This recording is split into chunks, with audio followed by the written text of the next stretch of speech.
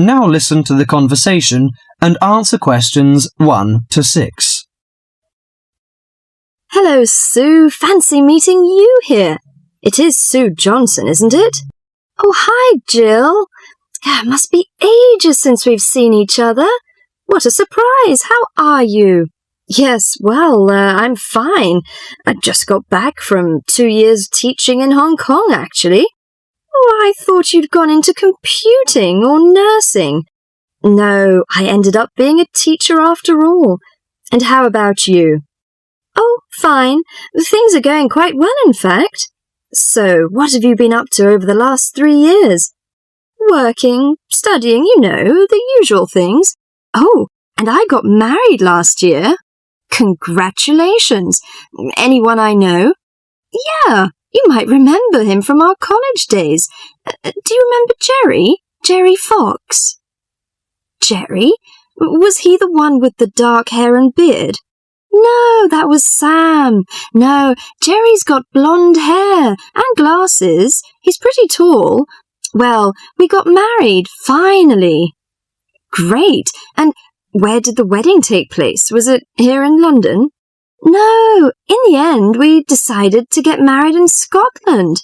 Jerry's parents lived there, so we were married in the small village church with the mountains in the background. Fabulous. Have you got any pictures? Well, funny you should ask. I have actually got a couple here. They're a bit battered because I've been carrying them around in my bag. Oh, never mind. Let's have a look. Oh, don't you look wonderful. Who are those people behind you? Oh, that's my older sister, Clara. Oh, she looks like you. Do you think so? Everyone says that, but we can't see it. Is she married now? Yes, and she's got 3 children, a girl and twin boys as well. Wow, imagine having twins. Look, why don't we have dinner together and catch up on a few things? Would you like to come over one evening? Oh, that'd be lovely. What about next Friday evening? Fine. What time? Shall I come over about 8 o'clock? Oh, come about 7:30. I'm usually home around 6:30, so that'd give me plenty of time to get dinner ready. Oh, fine. And, one last thing. Where do you live? What's the address? Oh, good thinking. Here's my card. The address is on the back. We've got a flat in an old house. We live on the 3rd floor of a large old house. The house has been converted into flats, so when you arrive, you'll need to press the bell, second from the top. The bell second from the top, okay? There's a little intercom arrangement, so I can let you in. Right, okay, see you on Friday then.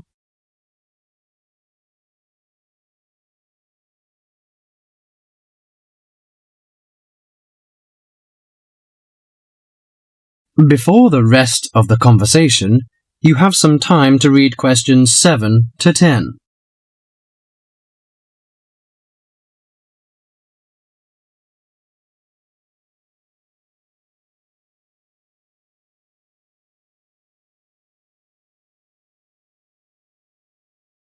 Now listen to the rest of the talk and answer questions 7 to 10. Welcome, Jill. This is my husband, Jerry. Jerry, this is Jill. Hi, Jill. Nice to meet you. Hi, Jerry. Well, let's come in and take a seat. Sue told me that you've just returned from Hong Kong. Was it a pleasant trip? What kind of city is it? Oh, well, Hong Kong enjoys a reputation for the flourishing business. It has a population of around 6.6 million. Much larger than that of Sydney, right? Sydney has a population of 4 million, I think. Yes, did you enjoy staying there? Well, being a metropolis has advantages. You get the latest films and music. There's always something going on, and there's such a wide variety of different people and cultures that it's difficult to get bored. Of course, all this has its downside. The cost of living is very expensive, and most people cannot afford to go out very often. So although the entertainment is available, you have to have a lot of money to enjoy it. Another problem is, like most big cities, there's a lot of crime. What about the weather? I suppose that it gets a lot of rain. Not always. In summer it's humid, but it's cool and dry in winter. The average temperature in June and July is about 91 degrees Fahrenheit. Hotter than here. The best seasons are spring and autumn. They are mild and agreeable. Is there anything you particularly miss of staying there? Yes, the tasty local food is to my liking, especially the seafood. Hong Kong also enjoys the fame of a paradise for shopping, but I'm not very keen on that, you know. I suppose it must be your favourite.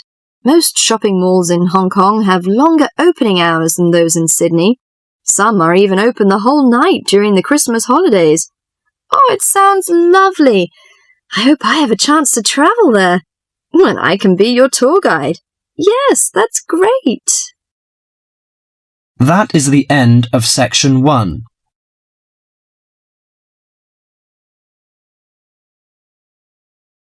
You now have half a minute to check your answers.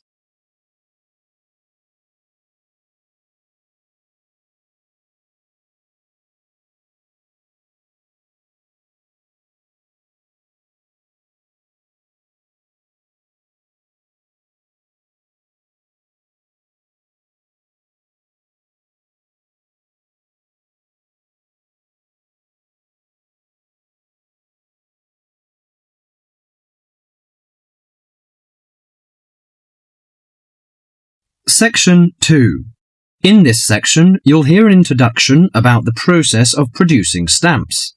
First, you have some time to read questions 12 to 21.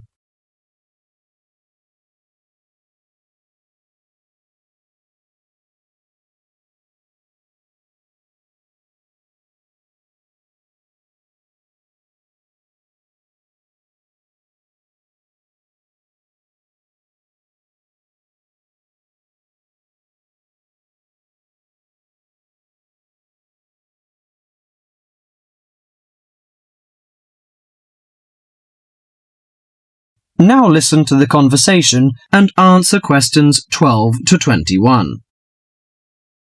Hello, and welcome to this week's edition of Tell Me More, the program where you ask the questions and we provide the answers. And we've had a wide variety of questions from you this week.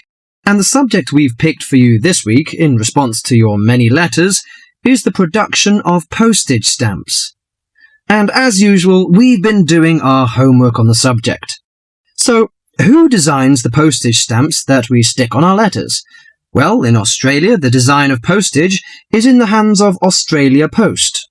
In Britain, it's the Royal Mail that looks after stamps, and it seems that both countries have a similar approach to the production process. We discovered, to our surprise, that it can take up to 2 years to produce a new postage stamp. Why is that, I hear you ask? Surprisingly, it can't be all that difficult to design a stamp. In fact, it isn't, but it seems it's a lengthy business. Firstly, they have to choose the subjects, and this is done with the help of market research. Members of the general public, including families, are surveyed to find out what sorts of things they would like to see on their stamps. They are given a list of possible topics and asked to rank them.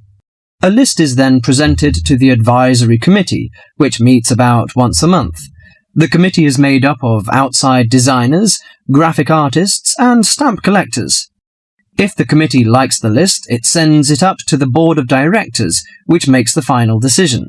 Then they commission an artist. In Australia, artists are paid $1,500 for a stamp design and a further $800 if the committee actually decides to use the design. So there's a possibility that a stamp might be designed, but still never actually go into circulation. So what kind of topics are acceptable? Well, the most important thing is that they must be of national interest. And because a stamp needs to represent the country in some way, characters from books are popular, or you often find national animals and birds. So, of course, the kangaroo is a favourite in Australia. With the notable exception of members of the British royal family stamps, no living people ever appear on Australian or British stamps. Every year, the Royal Mail in Britain receives about 2,000 ideas for stamps, but very few of them are ever used. One favourite topic is kings and queens. For instance, King Henry VIII, famous for his 6 wives, has recently appeared on a British stamp together with a stamp featuring each of his wives. But despite the extensive research which is done before a stamp is produced, it seems it's hard to please everybody. And apparently all sorts of people write to the post office to say that they loved or hated a particular series. The stamp to cause the most concern ever in Australia was a picture of Father Christmas surfing at the beach. And when you consider that the practical function of a stamp is only as a receipt for postage, I think perhaps the importance accorded to stamps has got out of all proportion. Well, that's all for today. If there's a subject you want us to tell you more about, drop us a line at... That is the end of section 2.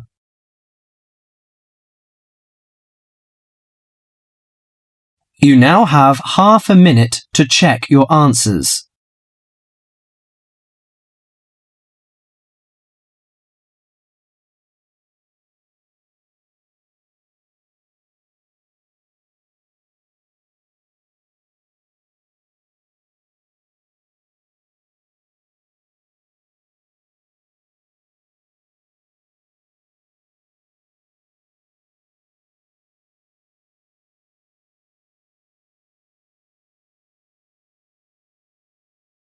Section 3. In this section, you'll hear a conversation between the tutor and 2 students about the presentation. First, you have some time to read questions 22 to 32.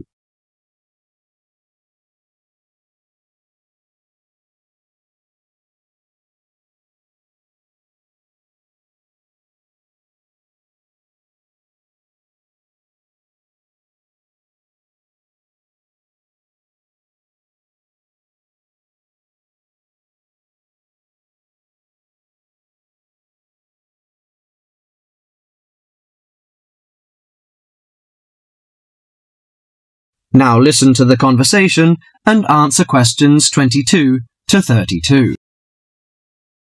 Good morning, everyone. Well, I think we can start straight away by getting Rose and Mike to do their presentation. Would you like to start, Rose? Yes, well, we've done a survey on local entertainment. Basically, we tried to find out how students feel about the entertainment in the town and how much they use it. Yes, so we've called our project Out and About. Yes, that's a good title, Out and About. We wanted to find out how well students use the entertainment facilities in town, whether they go to see the latest plays, films, that kind of thing. Now we have our own facilities on campus, of course. Yes, we deliberately omitted those, as we really wanted to examine outside entertainment in the town. Actually, there were a lot of areas to choose from, but in the end we limited ourselves to looking at 3 general categories: cinema, theatre, and music. Right. Okay, well, first of all, cinema. In the town there are 3 main places where you can see films. There's the new multi-screen complex cinema, the old park cinema, and the late-night Odeon. So if you look at this chart, in terms of audience size, the multi-screen complex accounts for 75% of all cinema seats. The park cinema accounts for 20% of seats, and the late-night Odeon has just 5% of seats. As you probably know, the complex and the park show all the latest films, while the late-night Odeon cinema tends to show cult films. So when we interviewed the students, we thought the complex would be the most popular choice, but surprisingly it was the late-night Odeon. Yeah, and most students said that if they wanted to see a new film, they waited for it to show at the old park, because the complex is more expensive and further out of town, so you have to pay more to get there as well. Yes, and that adds to the cost, of course, and detracts the popularity, evidently. Well, next we looked at theatres.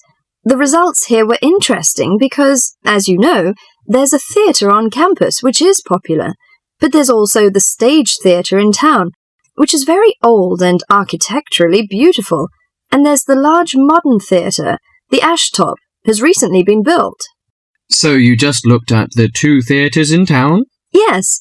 What was interesting is that there are periods during the year when students seem to go to the theatre and periods when they go to the cinema, and we really think that's to do with budget. If you look at this graph, you can see that there's a peak around November and December when they go to the theatre more, and then a period in April and May when neither is particularly popular, and the theatre viewing seems to fall off virtually, while the cinema becomes quite popular in June and July. I think you're probably right about your conclusions. Well, lastly we looked at music, and this time we were really investigating the sort of small music clubs that offer things like folk or specialise in local bands. So not musicals as such. That's right. We looked at 3 small music venues, and we examined the quality of the entertainment and venue and gave a ranking for these. A cross, meaning that the quality was poor, a tick, meaning it was okay, and 2 ticks for excellent. First of all, the Blues Club, which obviously specialises in blues music. This was a pretty small place, and the seating was minimal, so we didn't give that a very good rating. No, we don't recommend that one really. Then the Sunrise, which plays a lot of South American music, was a big place, very lively, good performers, so 2 ticks for that one. The Pier Hotel is a folk venue, a good place for local and up-and-coming folk artists to play. Not the best of venues, as it's in a basement and a bit dark, but the quality of the entertainment was reasonable, and the lighting was very warm, so we felt it deserved an average rating. Finally, there's the Bald Rock Cafe, which features big rock bands and is pretty popular with students, and we enjoyed ourselves there as well, so total marks for that one. And then did you get any information from the students as to which of the clubs they preferred? That is the end of section 3.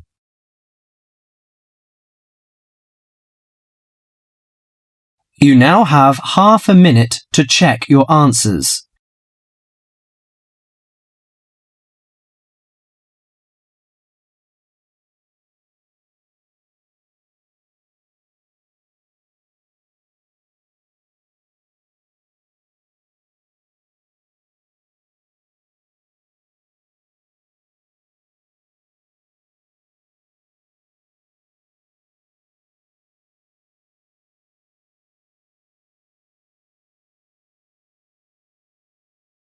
Section 4.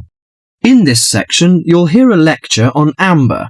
First, you have some time to read questions 33 to 42.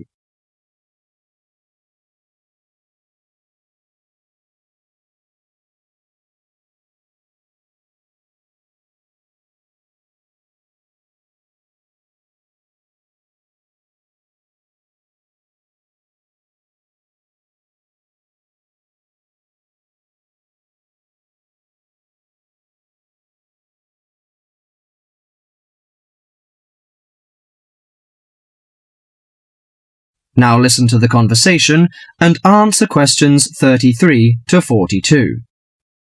Today, in our series of lectures on nature history, we're going to be looking at amber. Do you know amber?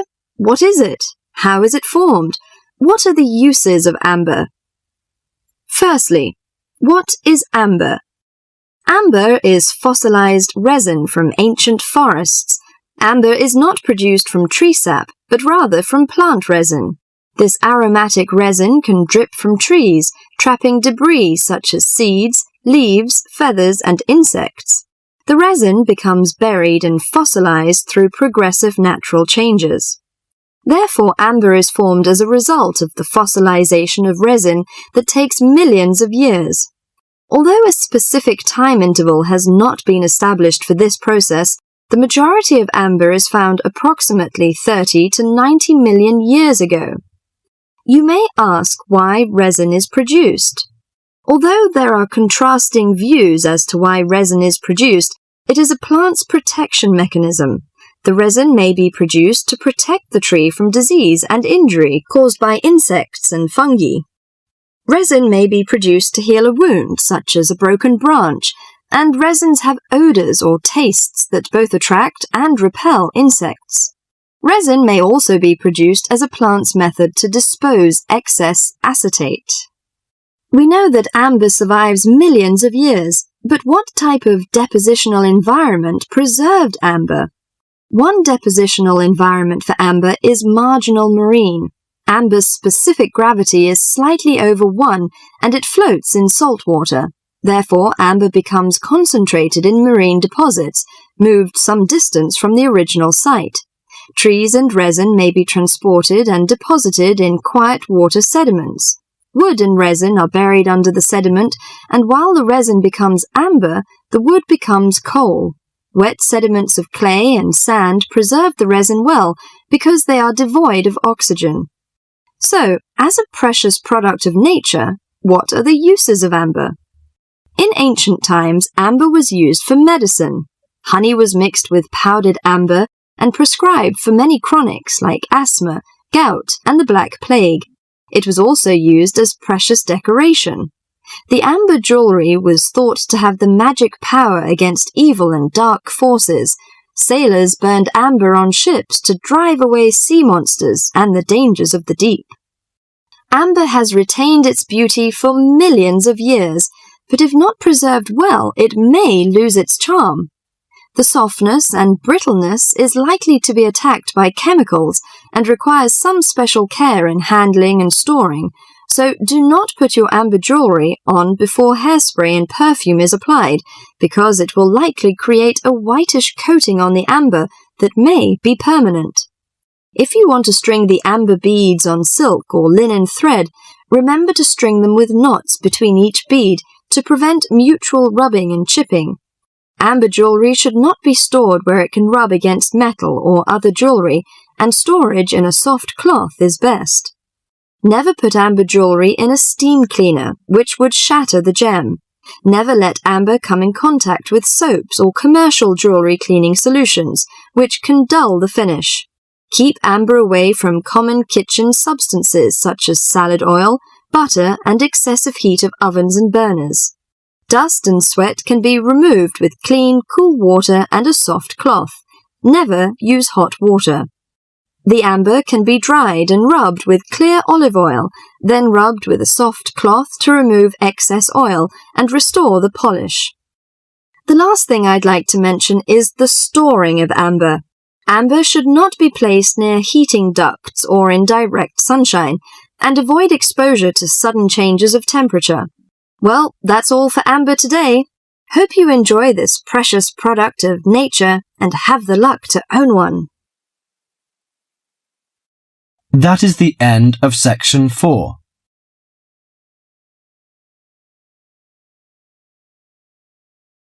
You now have half a minute to check your answers.